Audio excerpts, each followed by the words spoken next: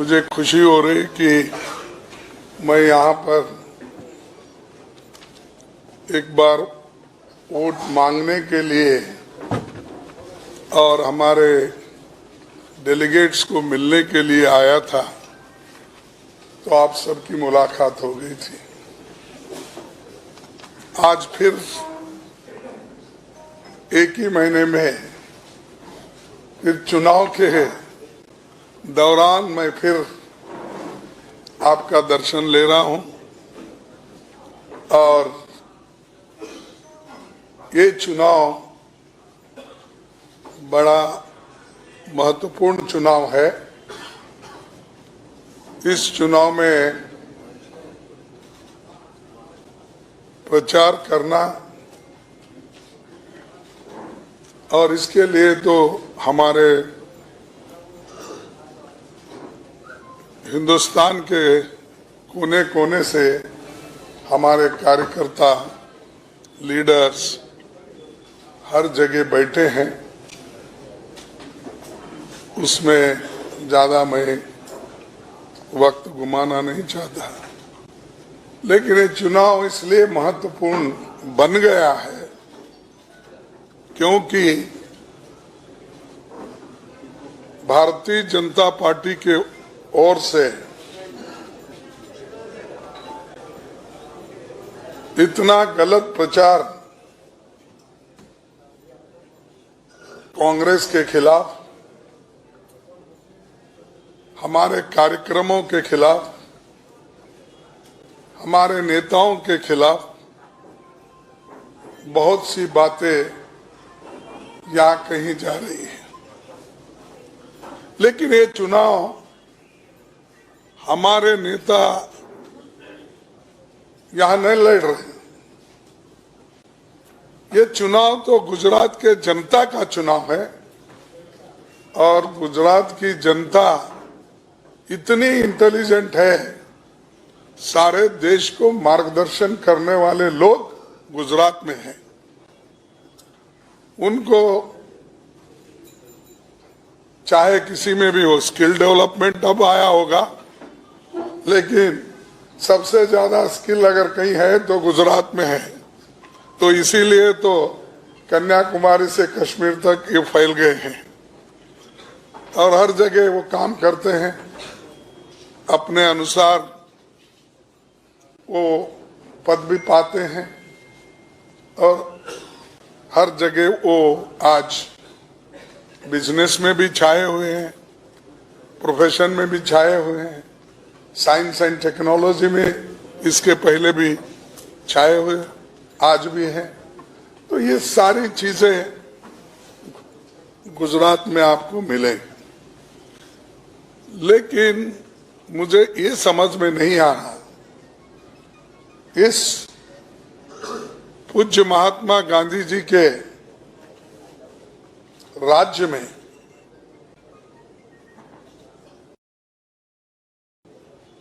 यूं तो वो दुनिया के बादशाह हैं महात्मा गांधी जी, उनके लिए मैं सीमित नहीं करना,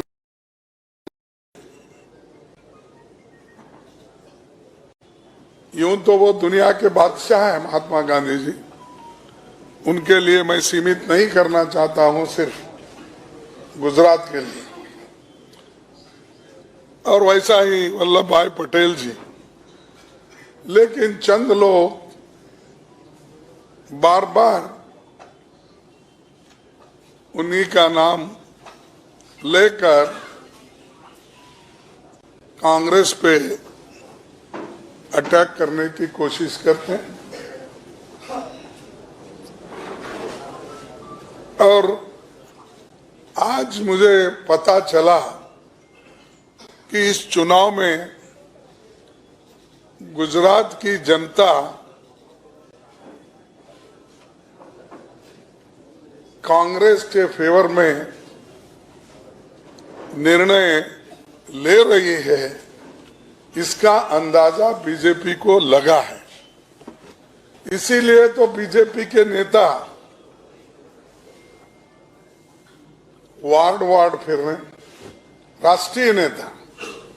मैं किसी अगर गुजरात का इलेक्शन में सहज है, यहाँ के प्रदेश प्रेसिडेंट, यहाँ के चीफ मिनिस्टर और भी नेता घूमते हैं तो मुझे मालूम नहीं। और 27 साल के बाद आपको ये जरूरी हो रहा है कि खुद prime minister, home minister, 4-5 chief ministers ये सब आकर यहाँ भड़काऊ भाषण देकर लोगों को गुमराह कर रहे। क्या जरूरत पड़ी? कुछ ना कुछ होगा ना। जब आदमी में डर पैदा होता है तो नेचुरली इसको कैसा संभालना, इसके लिए हर जगह आज घूम रहे हैं। और वो वोट मांगते वक्त भी यही कहते हैं कि भाइयों और बहनों, मेरा काम देखकर मेरे नाम से वोट दो। अपने पार्टी का नहीं पूछते हो, अपने वर्कर का नाम पूछते हो, मोदी का नाम, मोदी के लिए आप वोट दो। मोदी ने गुजरात बनाया, क्या इससे पहले गुजरात जो बनाने के लिए बहुत से हमारे सीनियर नेता कांग्रेस पार्टी के या दूसरे पार्टी के भी हो सकते हैं, मोरारजी देसाई से लेकर बहुत से नेता लोग और कांग्रेस पार्टी के चीफ मिनिस्टर्स भी, वो कुछ भी नहीं किया, सब कुछ अभी हो रहा है।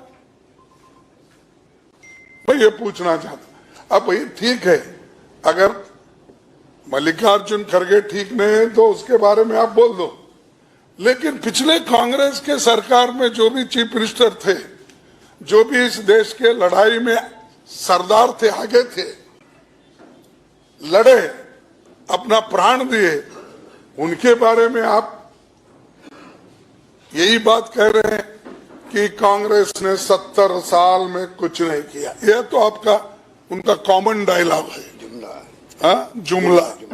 जुमले तो बहुत है, लेकिन ये एक उनका हर जगह हर भाषण में ये कहते हैं। और मेरा ये कहना है,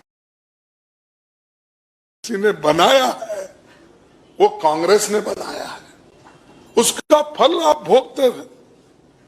हमारे लोग सूली पे चढ़े, 10-10 साल, 20-20 साल जेलों में रहे, घर बार छोड़े, यूनिवर्सिटी छोड़े, स्कूल्स छोड़े, छोड़कर स्वतंत्रता आंदोलन में कूद पड़ के इस देश को आजादी दिलाए। उसका जिक्र आप कभी कहीं नहीं करते। उसका फल तो आप खा रहे हो, उसका फल तो आपको मिल रहा है, लेकिन आप उन पार्टी को बार बार वही कहते हैं। तो इसीलिए मैं यही कह रहा हूं, ये इलेक्शन महत्वपूर्ण है, क्योंकि खुद मोदी जी, शाह जी सभी परेशान हैं। उसीलिए उन्होंने अपने पूरे हिंदुस्तान की फौज बीजेपी की सिर्फ गुजरात में लगा दी, और हमारे लोग गांव-गांव में, बूथ पे, सिटी में लड़ रहे हैं। उनको खैर आज रिसोर्सेस भी बहुत मिले हैं और उसका खूब फायदा उठा के उन्होंने उसका लाभ भी ले रहे हैं। लेकिन दूसरों का मजाक उड़ाना और दूसरों के बारे में गलत बातें बताना ये ठीक नहीं है। आप गुजरात के लिए क्या करने वाले हो, आपकी यहाँ की सरकार बोलेगी, लोग उसको रेस्पॉन्ड करेंगे। आप तो खूब बोले पहले, एक बार मोदी को चांस दो। भाई आपको तो 13.5 साल यहाँ चांस मिला, 8 साल देश के प्रधानमंत्री, 9 साल देश के प्रधानमंत्री हो, तो आप ही के कम से कम 25-26 साल हो गए। कांग्रेस पार्टी सिर्फ हुकूमत में रही 55 साल। राजीव गांधी जी के बाद या नरसिंह जी के बाद हमारा पूरा गिनती अगर आप कर लेंगे 55-60 साल हो जाएगा। अरे यार, तो 27 साल से आप बैठे हैं। आप वो हमेशा कहते, मैं नहीं कह रहा हूं, वो खुद ही कहते हैं मैं डबल इंजन लगा रहा हूं। तो ये इंजन वहां की है, एक इंजन यहाँ की है। तो मैं बहुत परसों कोई पूछे, क्योंकि थोड़े दिन मैं रेलवे मिनिस्टर भी था, तो उस वक्त मैंने बरोच में थोड़ा एक रेलवे का काम करके दिया। फिर यहाँ पर एक हॉस्पिटल 160 करोड़ का दिया। फिर वहाँ पर इंडस्ट्रियल स्टेट में वडोदरा में वहाँ पर भी एक हॉस्पिटल मैंने दिया। छोटे काम हमको जितना होता है हम बोले नहीं, कभी उसका प्रचार भी नहीं लिए। और हमारे कांग्रेस के जितने स्पोक्स पर्सन है, नेता है, उनको भी मालूम नहीं, हजारों करोड़ रुपए दिए हमने। कभी हमने ये नहीं बोला मैंने किया, ये कभी नहीं बोले। अरे वो हमने किया, देश बनाने का काम तो सबका है।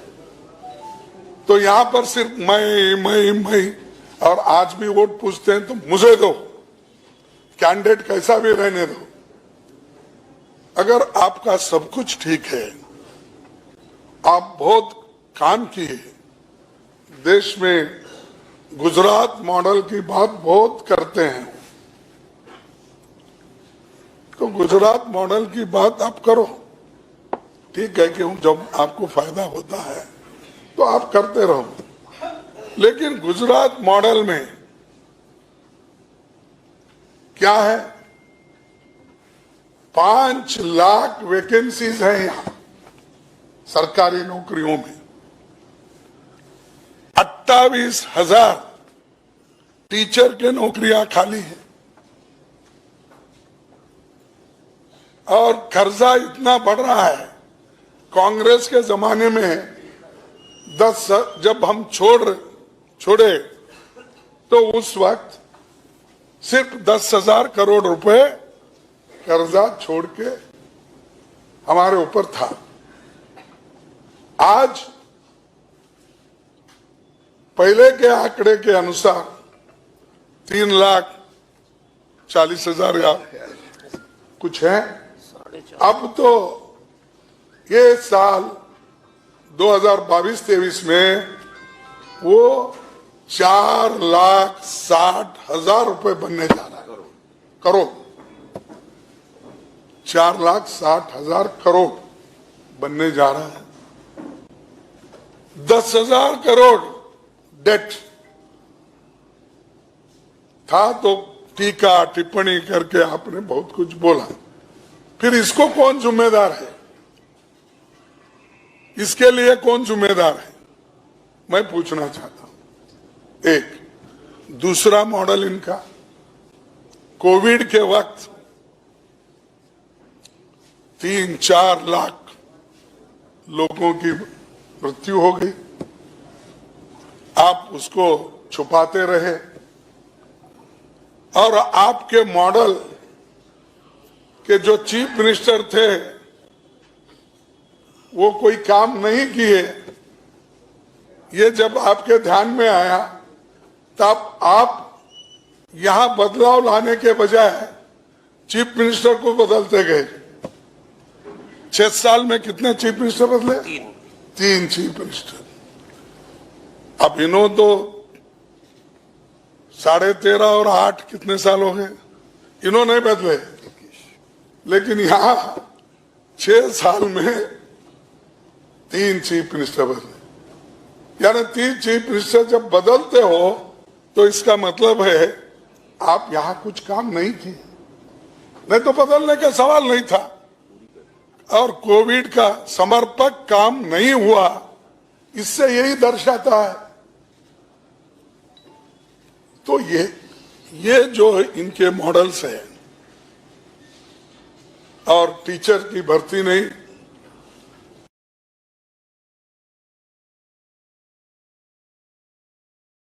क्लासरूम्स नहीं है, नए मेडिकल कॉलेज गवर्नमेंट के, क्योंकि गरीबों को फायदा किससे होता है?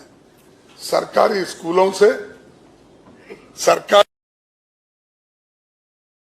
जवाहरलाल नेहरू जी के जमाने में पंचवार्षिक योजनाएं बनाकर उन्होंने हर जगह स्कूल खोले, प्राइमरी स्कूल्स, हाई स्कूल्स किए, एम्स जैसे इंस्टीट्यूशन, आईआईटी, ये सब बना के देश को बनाए हो, फिर उन पे टीका करते हो। तो मैं वो छोड़ देता हूं, वो टीका करने का उनका आदत है। चंद लोग आदत से मजबूर होते हैं, तो उसमें से ये हमारे प्रधानमंत्री जी हैं, वो हमेशा बोलते रहते बोलने दो, हमको तो अपना काम करना है, करते रहे। तो ये जो आज लोग यहां तंग आ चुके हैं। तीसरी बात, इन्फ्लेशन। क्या गुजरात में दिल्ली को कंपेयर करे, बम्बई को कंपेयर करे, कानपुर करे, राजस्थान करे, या अपना इंदौर करे, बेंगलोर करे, चेन्नई करे, या कितने भी जो स्टेट में शेयर्स हैं या लोग वहां कंज्यूमर्स आइटम है, इन्फ्लेशन में क्या उन्होंने यहां पर कम कर दिया? अरे अगर कोई सामान किसी और जगह, दिल्ली में, इंदौर में, अगर जयपुर में कम में मिलती है किसी को, वहां पर 100 रुपए का सामान लेकर कोई खरीदता है तो यहां उसको 120 रुपए देना पड़ता है। इतनी महंगी हो गई है।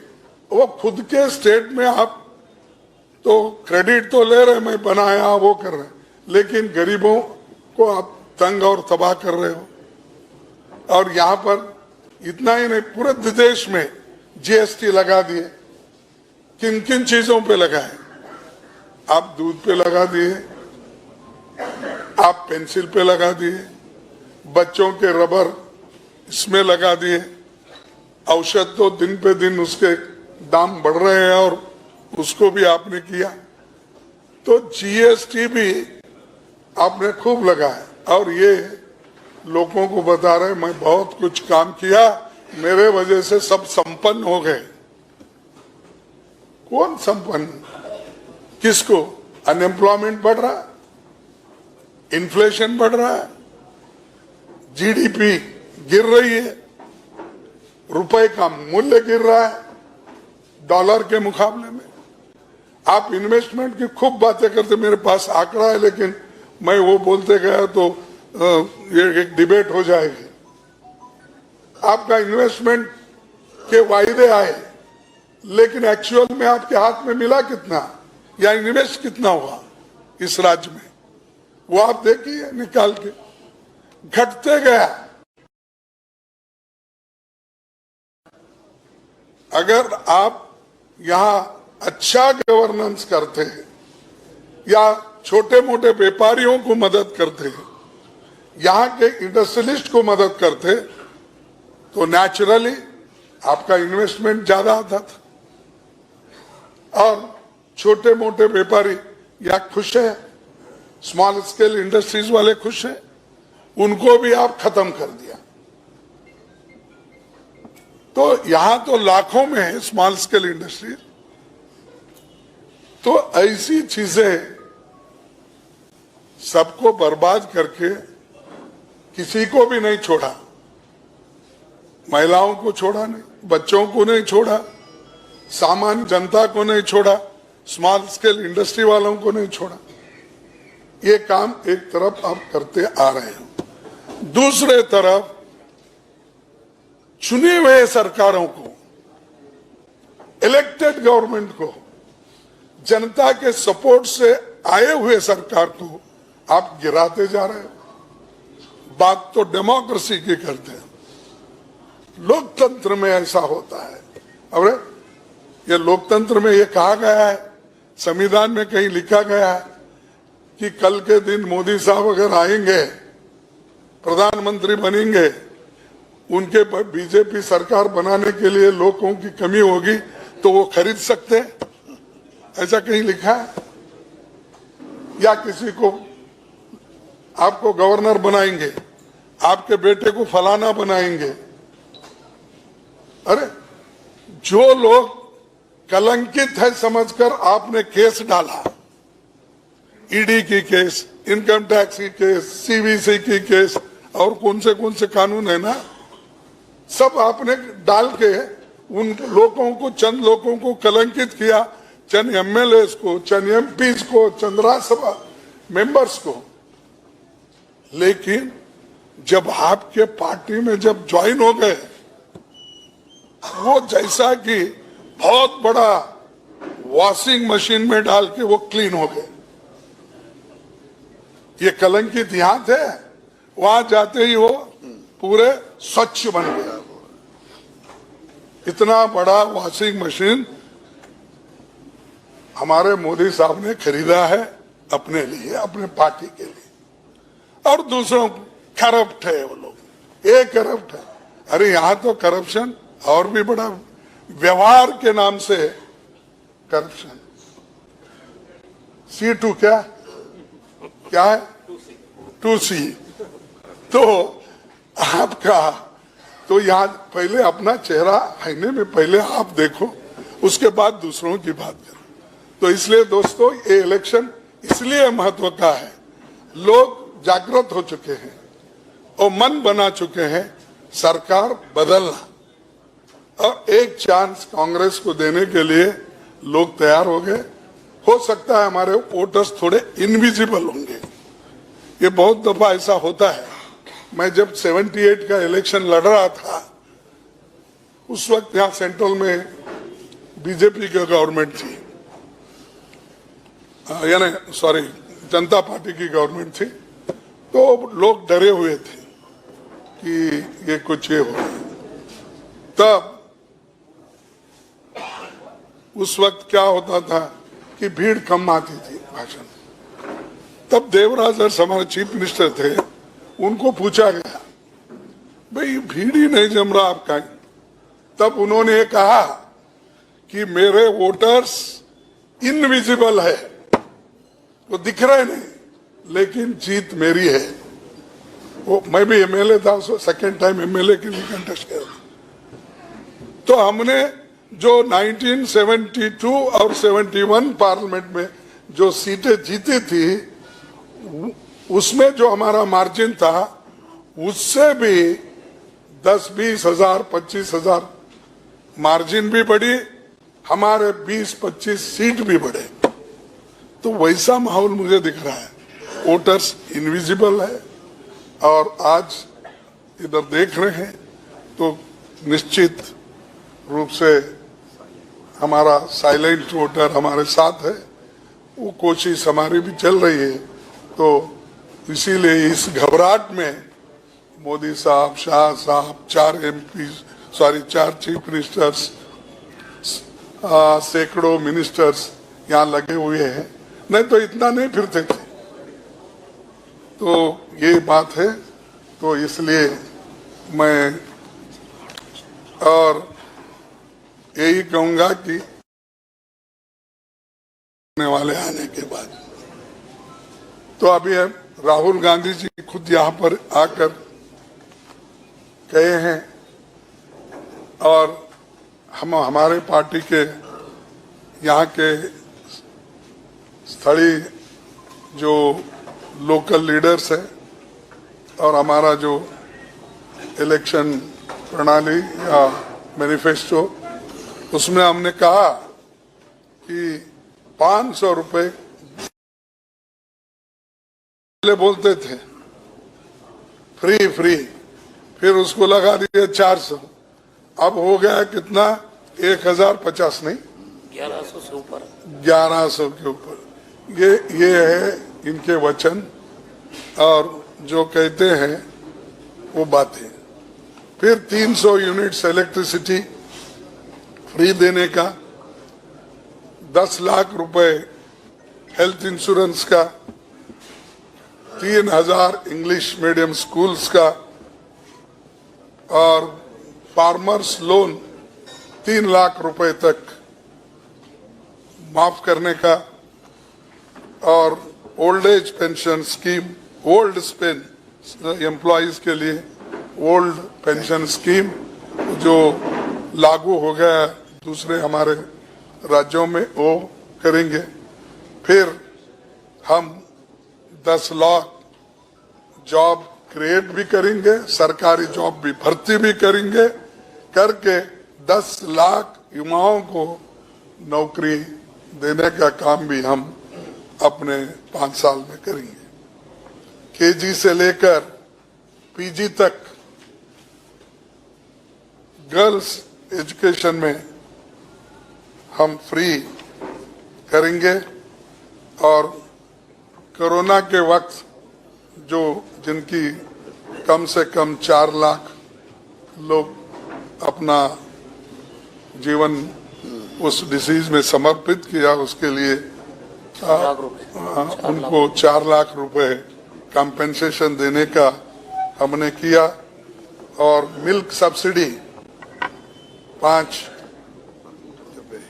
पर लीटर सब्सिडी देने का हमने ऐलान किया है। ऐसे चंद आश्वासन हम दे रहे हैं, और आश्वासन हम जो भी देंगे उसको निभाएंगे भी। हमने पहले बोला था फूड सिक्योरिटी एक्ट ला के गरीबों को दे, लोग कहते थे ये कैसा देंगे, लेकिन हमने दिया। और उसी नरेगा के लिए बोलते थे ये तो लूट है, वो है, और वही नरेगा को आज कोविड में उन्होंने उसका फायदा उठाया का हमने किया। जो जो वायदे हमने किए उसको पूरा करने की कोशिश किए हैं, और ये भी हम करेंगे।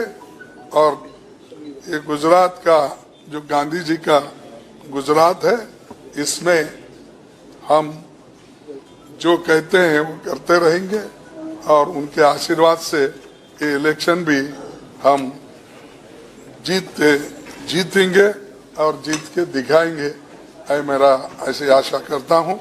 और आपको आखिरी में ये कहता हूं कि आज डॉक्टर जयनारायण व्यास जी, समीर व्यास जी, इन्होंने हमारे पार्टी को ज्वाइन किया, और इन उसूलों को देखकर, और जितने भी पुराने नेता हैं उनको कहीं ना कहीं गांधी जी का झलक, क्या बोलते, टच हुआ है। और खासकर जयनारायण व्यास जी ये बहुत इकोनॉमिस्ट एक्सपर्ट्स हैं और विजन वाले नेता है। उन्होंने बीजेपी छोड़कर आज कांग्रेस में ज्वाइन हुए, मैं उनका वेलकम करता हूं। और जो कुछ भी वो अब चुनाव में भी तो काम करेंगे, लेकिन इसके अलावा भी उनका जो भी मार्गदर्शन होगा समय समय पे हम लेते रहेंगे। बस इतनी बात मैं कहता हूँ।